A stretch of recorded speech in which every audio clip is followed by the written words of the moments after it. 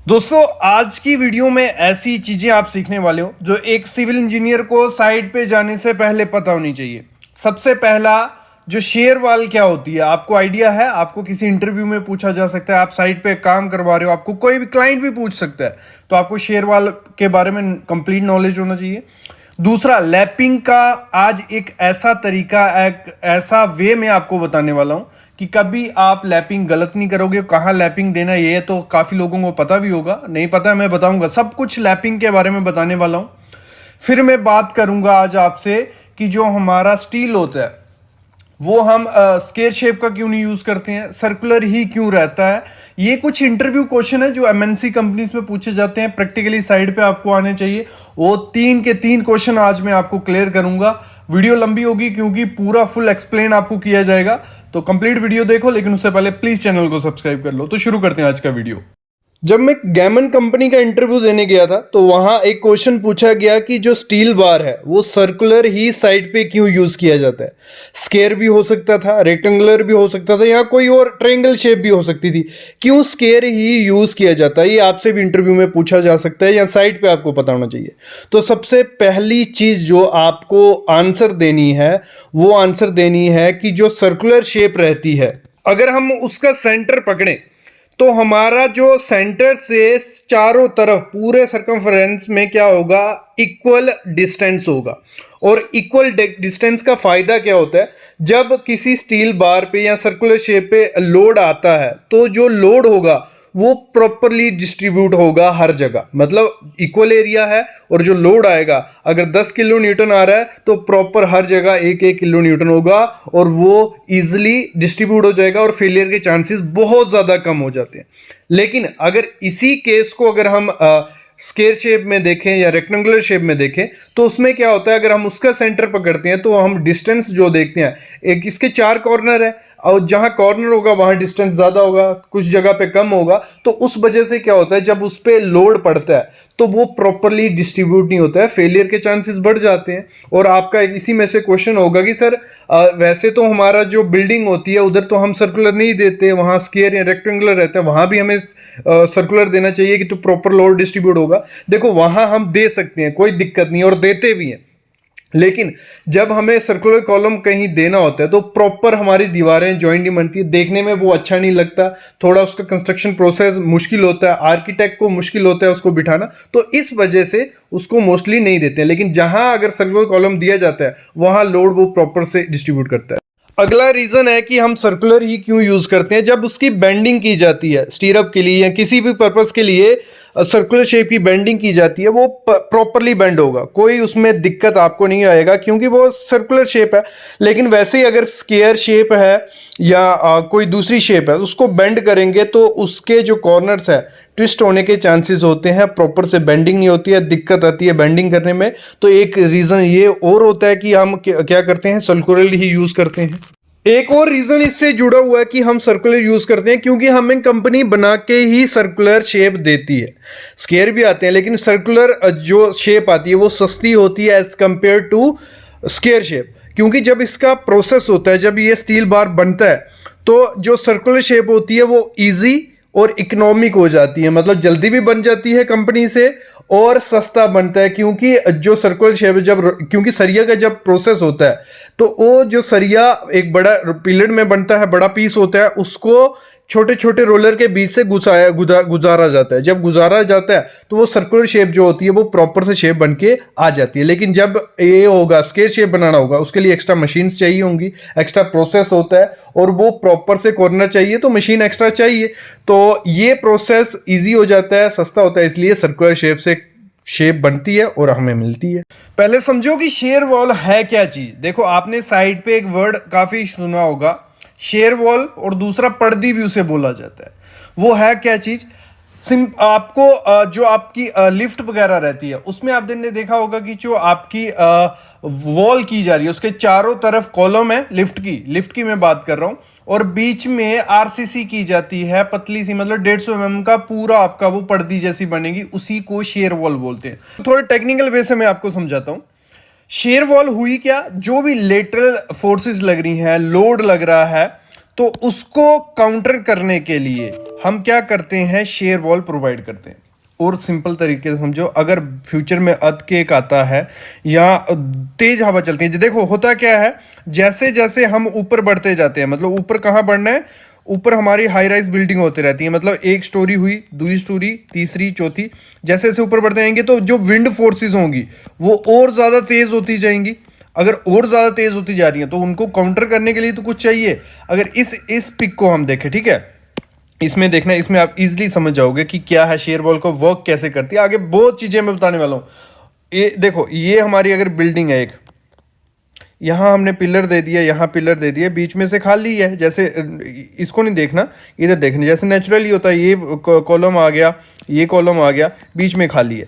और जब बीच में जो चीज़ खाली हो, अगर यहाँ से लेटरल फोर्सेस उसको लग रही है, स्ट्रेस लग रहा है, तो वो ऐसे बेंड नहीं होगा, मतलब तो फेलियर के चांसेस क्या हो गए, ज़्यादा हो गए, क्योंकि खाली है वो। और शेयर वॉल क्या काम करती है, इस खाली जगह को हम भर देते हैं, इस खाली जगह को हम भर देते हैं। फिर हम इस इधर से लेटरल फोर्सेस लगाएंगे या सिस्मिक लोड, मतलब आपसे नीचे से आपकी फाउंडेशन ये हिल रही है, मतलब ऐसे ऐसे हो रहा है, और अगर चीज़ फिल होगी तो उसके चांसेस कम हो जाते हैं गिरने के। ये बहुत इंपॉर्टेंट चीज़ थी कि आपकी जो शेयर वॉल होती है वो क्या करती है, जो भी फोर्सेस आएंगी या सिस्मिक लोड नीचे से आपकी बिल्डिंग हिलेगी तो उसको काउंटर कर लेती है। और अगर हम बात करें नॉर्मल जो एक दो घर की कंस्ट्रक्शन करते हैं, एक दो स्टोरी की जो रहती है या तीन स्टोरी की, उसमें शेयर वॉल की इतनी ज़्यादा ज़रूरत नहीं होती है। हाई राइज बिल्डिंग जैसे जैसे बढ़ते जाती है, और इसको पहचानना कैसे, अभी अगर आप साइड पे हो तो आपको कैसे आइडिया लगेगा कि ये शेयर वॉल है कॉलम है, क्योंकि दोनों का डिफरेंस आपको पता होना चाहिए। देखो, सबसे पहली चीज जो देख के ही आपको आइडिया लग जाएगा, जो कॉलम आपका होगा वो आपका मतलब रेक्टेंगुलर हो सकता है, स्क्वायर हो सकता है या सर्कुलर हो सकता है। जो कॉलम होता है वो वाइड कम होता है किसके कंपेयर्ड, शेयर वॉल के। शेयर वॉल आपको कैसी दिखेगी, लंबी सी शेयर दिखेगी, मतलब ऐसे ही उसकी शेप होगी। और कॉलम कैसा होगा, ज़्यादा से ज़्यादा ऐसा होगा या ऐसा होगा या आपका ऐसा हो जाएगा, ठीक है, इसी तरीके से होगा। लेकिन शेयर वॉल आपकी काफ़ी मतलब थोड़ी लंबी होगी, उसकी विड्थ, मतलब अगर ये ब्रिक वर्क हुई है आपकी दीवारों की, तो बीच में शेयर वॉल भी होगी, तो आपको पता भी नहीं चलेगा शेयर वॉल वहाँ पे है। मतलब वो रन करती है, जैसे हमारा ब्रिक वर्क है वैसे ही वो रन करती है, आपको दिखेगी। और रेशियो की अगर हम बात करें, जो शेयर वॉल होती है उसकी जो ब्रेड्थ वाई विड्थ की रेशियो जो होती है वो कम ज़्यादा होती है 0.4 से, अगर पहचानना है उसको। और अगर उसकी रेशियो जो कॉलम की वो कम होती है 0.4 से, तो इस तरीके से भी पहचान सकते हैं। और जो हमारी शेयर वॉल होती है उसकी मिनिमम विड्थ से हम कितनी रख सकते हैं, 150 mm। कितनी, 150 mm, क्योंकि आपने पर्दी देखी होगी उसमें लिफ्ट की, तो वो 150 mm होती है, जहाँ 100 mm भी होती है, तो 150 mm उसकी मिनिमम रहती है। और कॉलम आप देखना 250 से 300 mm से कम हम रखते ही नहीं है, उससे कम रख भी नहीं सकते, उसका फ़ायदा ही कोई नहीं है, ये चीज़ होती है। और आप देखना एक चीज़ हमेशा ध्यान रखना, जैसे हम यहाँ भी देख रहे हैं, हमारे जो कॉलम रहेंगे ना वो हमेशा कॉर्नर्स पे आपको देखेंगे। ये कॉलम है एक, ठीक है, ये कॉलम है, ये कॉलम है, ये कॉलम है, ये कॉलम है, जो कॉर्नर्स पे होंगे जहां जहां एंड होगा वॉल का। लेकिन अगर हम हमारी पर्दी को देखें, वो आपको क्या दिखेगी, बीच सेंटर में दिखेगी। मतलब अगर यहाँ ब्रिक, ये देखो, ये एक पर्दी ये प्रोवाइड की गई है, एक ये की गई, मतलब प्रॉपर लोकेशन तो कोई मेंशन नहीं होती कि कहाँ आपको प्रोवाइड करनी है, लेकिन आपको काफ़ी टाइम दिख जाएगा। अगर ये आपकी बिल्डिंग है, आपको यहाँ जो लिफ्ट होगी उसमें ये पर्दी दिख जाएगी, अगर ऊपर से देख रहे हैं हम, यहाँ आपको पर्दी दिख जाएगी, आपको यहाँ पर्दी दिख सकती है, यहाँ बिल्डिंग की ओरिएंटेशन होगी जिस हिसाब से, उस हिसाब से आपकी पर्दी या शेयर वॉल जिसे हम बोलते हैं वो दिख जाती है। मेन जो समझने का तरीका था ये सबसे सही था, मतलब यहाँ से अगर विंड लगाएंगे, अगर खाली सेक्शन होगी तो ये गिर जाएगी।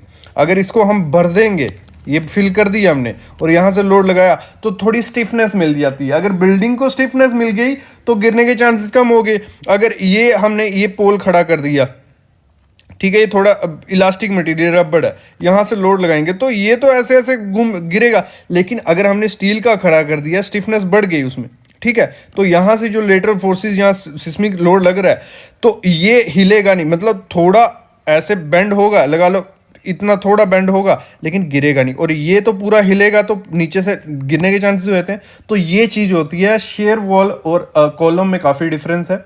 शेयर वॉल को आपको आइडिया लग गया, और मोस्टली आपने देखा होगा, शेयर वॉल को और तरीके से समझा दूं, वहाँ में 10 mm का सरिया आपको देखने को मिलेगा, लेकिन कॉलम वगैरह में आपका 10 मतलब 12 mm से कम सरिया यूज़ ही नहीं करते हैं। तो ये चीज़ होती है। आई होप आइडिया लग गया होगा शेयर वॉल के बारे में।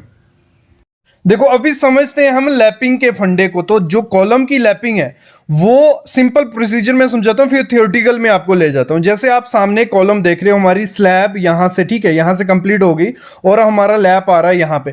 कभी भी लैप आपको क्या करना है, जहाँ से आपकी स्लैब शुरू होती है, मतलब वहाँ से 1 मीटर मतलब 3 फुट तक आपको लैप नहीं देना होता है किसी भी केस में। ये सिंपल थंब रूल पकड़ लो कि आपको 1 मीटर तक लैप आपका नहीं आना चाहिए। 1 मीटर से ऊपर ही आपका लैप जो भी होगा ठीक है, क्योंकि उस एरिया में आएगा तो बकलिंग फेलियर के चांसेस सबसे ज्यादा कहां होते हैं, जहां हमारा जंक्शन होता है, जहां हमारी सपोर्ट होता है। जंक्शन क्या होगा, जहां हमारा कॉलम और बीम का मिलाप होगा।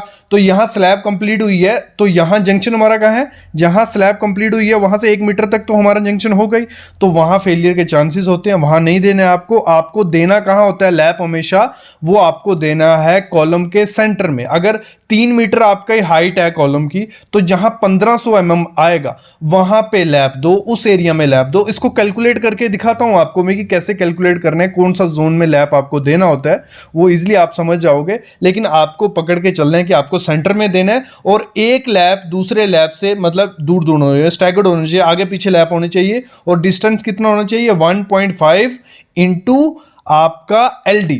तो एक दूसरे के सेंटर टू सेंटर इतना डिस्टेंस होना चाहिए। ये थोड़ा अब साइड पे आपको समझ नहीं आएगा, अभी चलते हैं बुक पे और थियोरेटिकली समझते हैं इसको कि कैसे करना है। ये हमने पकड़ लिया कॉलम है हमारा,